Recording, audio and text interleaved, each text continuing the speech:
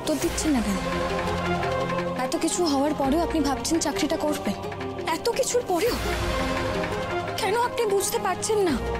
এটা অনেক বড় একটা জাল, আর আপনার সরলতার সুযোগ নিয়ে আপনাকে সেই জালের মধ্যে ফেলা হচ্ছে। আপনি যত এর মধ্যে থাকবেন তত বেশি জড়িয়ে পড়বেন।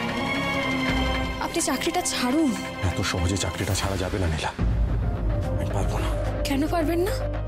এত টাকা মাইনে আমাকে আর কোনো কোম্পানি দেবে বলে তোমার মনে হয়? আপনি যা বলছেন ভেবে বলছেন, এখনো বুঝতে পারছেন না যে এটা বড় একটা চক্রান্ত? ওই মেয়েটার জন্যই আপনাকে ফাঁসানো হয়েছিল।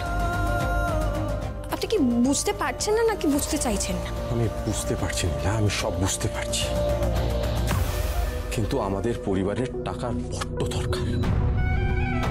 টাকা ছাড়া আমরা কেউ বাঁচবো না। এই চাকরিটা পাওয়ার আগে দুবেলার খাবার জোগাড় করতে পারছিলাম না, এমনকি আমার ওষুধ পর্যন্ত কিনতে পারছিলাম না। তাই কি ছোটদাদা বাবু, শুধুমাত্র টাকার জন্য আপনি আমাকে ভুলে যাবেন? আমাদের সম্পর্কটা অস্বীকার করবেন? আপনার কাছে টাকা আগে না? আমি তোমাকে অস্বীকার করতে যাবো কেন? আমি কি একবারও তোমাকে সেই কথাটা বলেছি? তো শুধু আমার কথা ভেবে। ঠিক আছে, যদি আমার থেকে আপনার কাছে ওই চাকরিটা বড় হয়, আপনি তাই করুন। যেভাবে ভালো থাকতে চান সেভাবেই ভালো থাকুন, আমি আপনার সঙ্গে থাকবো। আপনি টাকা রোজগার করতে চাইছেন, করুন। আপনার রোজগারের পথে আমি বাধা হয়ে দাঁড়াবো না, চলে যাব আপনার জীবন থেকে। আপনি ভালো থাকুন, আমি শুধু সেটাই চেয়েছি। যেভাবে ভালো থাকতে চান সেভাবেই থাকুন। আপনার যদি মনে হয় আমার থেকে টাকা আপনাকে বেশি ভালো রাখবে, আপনি তাই করুন, আমার কোনো আপত্তি নেই।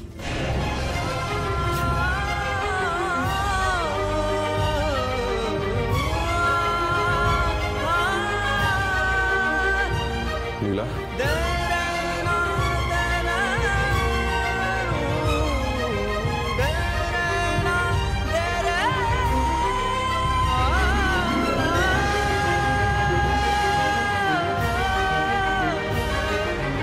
তুমি কোথাও যাবে না নীলা। আমার জীবন থেকে তুমি দূরে সরে যেতে পারো না।